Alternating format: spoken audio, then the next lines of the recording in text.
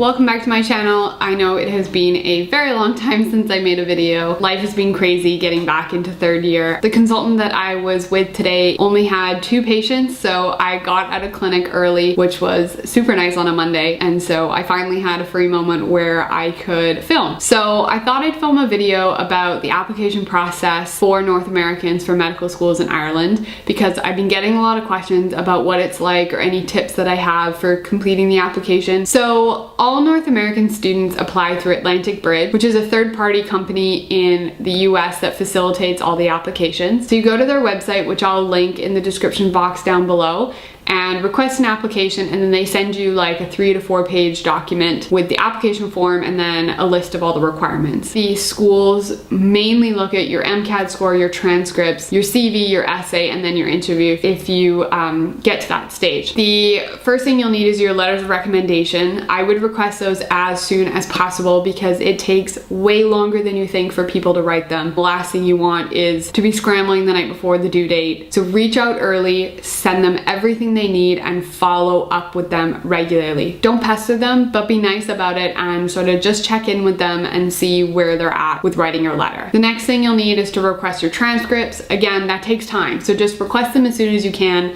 so that you don't have to worry about it. And then your MCAT score, you just go online and through the portal release your scores to Atlantic Bridge, I think, from what I remember. So that's pretty easy to do. Your CV is the next thing, and if you don't already have a CV, creating one can be kind of really overwhelming. At least that's what I remember it being like. So what I did is I listed out all of my achievements in different categories. So I had my academic stuff, my research stuff, my extracurriculars, and then work experience or extra stuff. And then what I did is I tried to prioritize what I thought was going to be the most important. I would be very surprised if application committees read past the first page of a CV. It just doesn't seem possible given how many applications they have. So I would highly recommend that you pick out what you think is the most important and put it on that front page. So what I chose to do is I had my academic information at the top. I removed my high school history because I was 5 years out and it wasn't relevant. Then I had all my awards listed. Then I listed all my research works. I listed the specific projects that I was involved in where I had a significant role. And then I listed my publications. A tip that you can do to make your name stand out is to bold your name. And then after that, I listed my work experience. Now for me,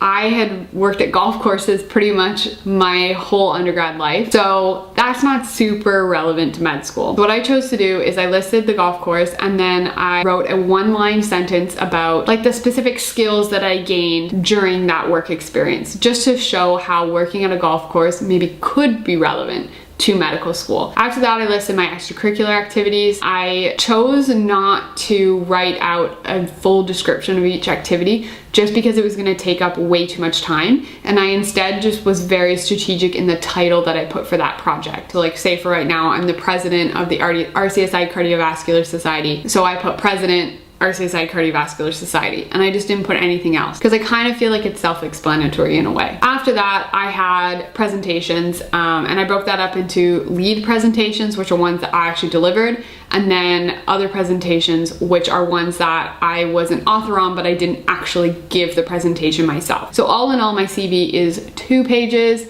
which I would say is plenty. Think of things that you can remove that maybe just aren't relevant or too old. You can also make the margins wider on the sides and on the top and bottom to use up your space. And I would be consistent. So pick a style for how you want to list dates, if you want them on the left side or the right side, how you want to list them in terms of like how you want to describe the month or the year, and then decide if you want to have most recent ones at the top and then in order, or if you want to start with the oldest and then end with the newest in kind of your lists of things. The last thing you've got to do is your personal statement. And the personal statement is probably one of the hardest things to write because you get 2 pages to just sell yourself. And I think the question is still the same as it's been in previous years, which is just, why do you think you would be an asset to medical school and the medical profession, or something along those lines. So I started off my essay by talking about why I wanted to go to medical school. This is a great opportunity to maybe show off a defining event that you had, or whatever your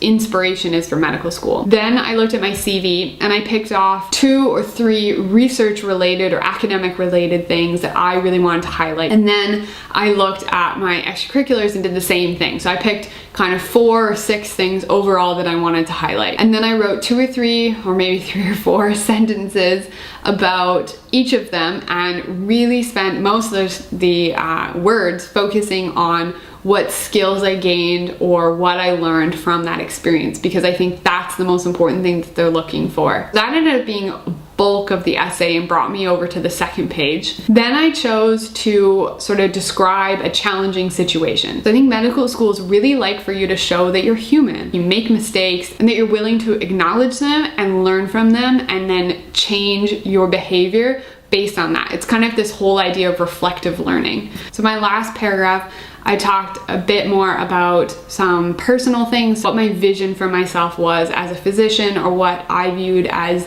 the role of a physician in the community, and how I had personal qualities that would prepare me for that or make me good for that role. And then I think it's really nice at the very end of the application to just include 2 or 3 lines about why you want to go to medical school in Ireland specifically. I think that just shows a nice sort of individualized touch to your application that could set you apart from other people that maybe write more of a generic essay. So yeah, that's the entire application process for Ireland. It's very simple, it's very straightforward, which is super nice. If you have any questions, submit them down below or send me a message over on Instagram, and I will create another video really soon about some of my interview tips for the RCSI interview for those of you that hopefully all of you get an interview in the spring if you're applying. Stay tuned for my next video.